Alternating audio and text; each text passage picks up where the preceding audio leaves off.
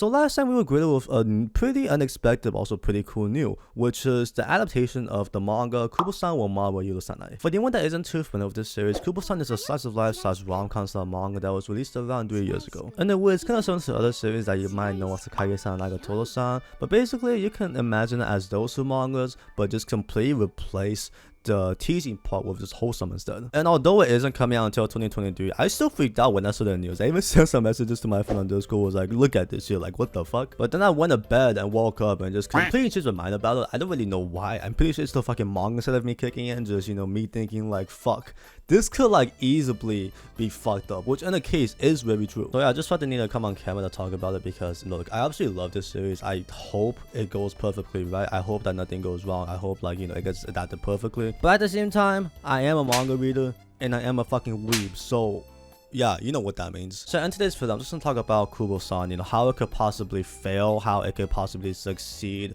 And look, please take everything that I say with a grain of salt. I'm just an overly cautious manga reader that wants one of my favorite mangas to succeed, but at the same time, I am very terrified of it failing. So yeah, I just felt the need to do this. And I'm also not trying to say that it is absolutely gonna fail, because if we're being honest, it has a very big, very high possibility of succeeding. But at the same time, there are certain aspects of this manga and just I feel like romance / comedy manga as a whole that can easily be fucked up when it get adapted. First, I would like to talk about some of the similar mangas that got adapted over the past 2 years. In the past few years, we got some pretty big names from the manga scene get adapted. There's obviously, you know, Komi-san, Nagatoro-san, and another one we can add to the list is Tonikaku Kawaii. And all 3 of those animes actually succeeded in a way with their popularity, with how they kind of in a way took over the anime scene, at least with like Komi-san and Tonikaku Kawaii. This is just kind of personal opinions, but I actually did not really enjoy any of those 3 animes at all. Tonikaku Kawaii I thought was like pretty in a way dull, because I already read the manga, so I knew what was gonna happen. But I had a few friends who wanted to check it out, knew nothing about the series itself, and also found it like pretty dull. Nagatoro-san, funny enough, was probably the anime that I enjoyed the most of the 3, even though it is the one that gets hated on the most. And in a way, I kinda get it. It is a pretty controversial series and like that. And Komi-san, on the other hand, I did enjoy. I only watched like 2 episodes, I think, but I just didn't feel the urge to like continue watching it. And I don't really want to do this, but if you look at the ratings of it on my anime list, you can see that the mangas, most of the mangas,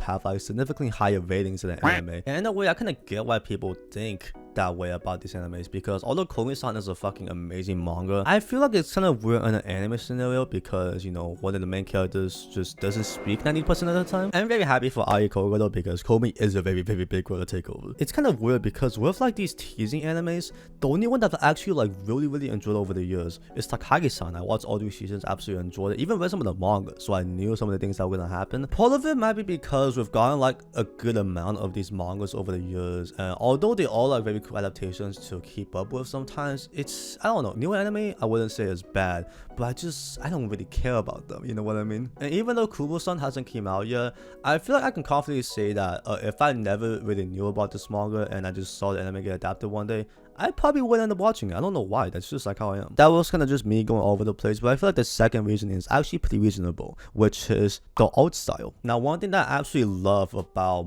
romance manga, which is manga as a whole, is the different art styles. And Kubo-san is a perfect example. Also that Kubo-san likes to interpret a lot is the chibi art style, where the characters become like very tiny, but still have like decently sized heads. That sounds very weird. See, that's actually one of the bigger reasons why I was like so scared when the 3 previous animes got adapted, because I was like, fuck, like, you know, Nagatoro-san's smug face, can they really adapt that in the anime? And they actually did that pretty well. Like the studio, I forgot the name of it, but they actually did a pretty good job with that. But Kubo-san is a very special case because, like I previously said, they're like using chibi forms a lot of the time, and chibi forms work really well in a manga prompt because a lot of times some of the panels are like very small, so you can, you know, it just takes up like the whole panel or whatever. Well, when it comes to anime though, the screen stays at the same size 90% of the time, so there's a possibility that they're going to adapt the chibi scenes, but at the same time the characters will be just like way too fucking tiny in the corner of the screen or whatever. I know that sounds so ridiculous, but at the same time there's just like so many things that's fucking hard to adapt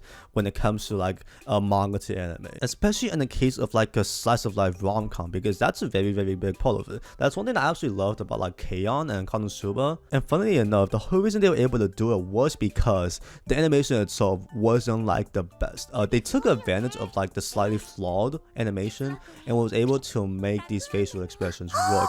But in the case like Kubo-san, an anime that's coming out in 2023, it's actually getting adapted by the same studio that did Gleipnir. I forgot what it's called. Oh yeah, it's animated by Panjam, who did anime such as Gamers, Gleipnir, Just Because, Gachiyobu no Tawasa, etc, etc. I don't know about the other shows because Gamers was kind of mid, but Gleipnir actually enjoyed a lot and animation really surprised me. So I'm just gonna assume that even though Panjam is a rather small studio, they're actually gonna do a pretty well job making Kubo-san look good. So in a way, I kind of just contradicted everything that I said.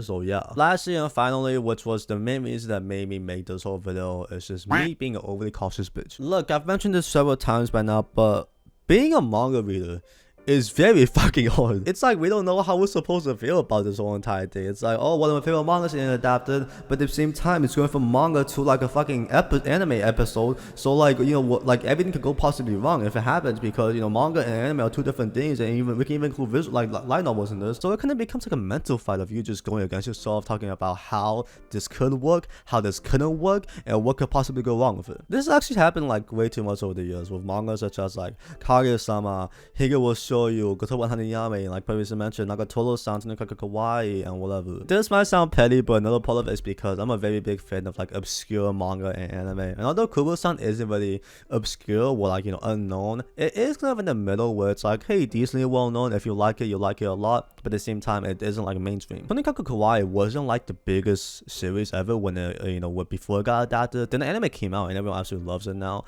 And you know, it's kind of weird because I want Kubo-san to get recognition because of how good it is, how much I like it. But at the same time, the more people that joins in, I'm gonna be like, man, you guys were here in the first place. Why are you here now? Like that's actually how I am with manga sometimes. I don't know, because Kubo-san in a way is a hidden gem. I don't see a reason why anyone would dislike this thing. It's so fucking good. So I'm happy that it's gonna get an anime adaptation. I'm happy that it's gonna get like, you know, noticed by people in the world. But at the same time, I am very terrified that it goes wrong, and I am very terrified that I will be replaced by some of the newer fans, because I do not want that to happen. That's happened to me way too much with like waifus and anime. So yeah, hopefully that doesn't happen this time. Like I previously said, please take everything that I said with a grain of salt. I am not going to start any controversy over here. I'm just being a dumb anime/manga fan. So yeah, sorry about that. But hopefully you guys enjoyed this video. If you did, feel free to like, comment, maybe subscribe. You obviously don't have to do any of that. You obviously not quite a do any of that. But if you like to be nice to me, you can do other things I just mentioned. But overall, I was not very happy that Kubo-san's getting adaptation. You know, my first initial reaction was getting hyped over, which should have been my, you know, reaction throughout the whole entire thing. But at the same time, I'm a fucking bitch. I get cautious of this shit. So yeah, Kubo-san, hopefully you succeed. Hopefully we will see you out soon. But yeah, that's all you guys are getting from me today. Hopefully you guys enjoyed this video. Hopefully you guys will have a nice day, and hopefully we'll shoot you again. Peace out.